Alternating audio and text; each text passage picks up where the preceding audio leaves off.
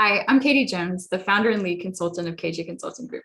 You may know that I'm a Myers-Briggs master practitioner, and so I love learning more about the Myers-Briggs type of myself and other folks, and I've used that as a lens both in my personal and professional relationships for over 20 years. And so I'm an ENTP, and I love being an ENTP, but I learn more and more every day of what that looks like. And so as an ENTP, my first function, my first go-to is to brainstorm out loud, to talk with others, to brainstorm, to ideate, to be creative. And so when I meet another ENTP, I have several in my network, we could talk for 2 hours about ideas. And, worst case scenario, if we don't need it, we're not going to have any next steps coming out after that. We just love to ideate and wonder what if, what could be, what could the future look like? What could we do differently? We're big problem solvers.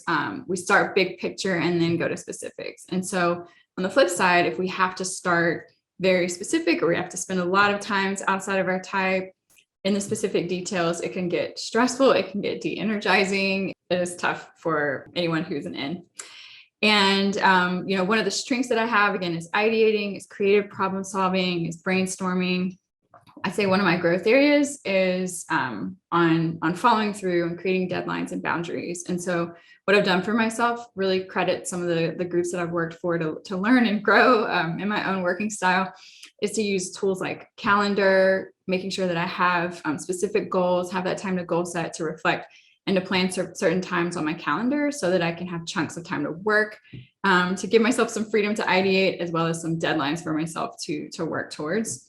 Because ENTPs and perceivers in particular in Myers-Briggs will get a burst of energy towards the deadline. And that's when our best work sometimes can happen. So it looks a little bit different from what a person with a judging preference in Myers-Briggs might, their working style might look like.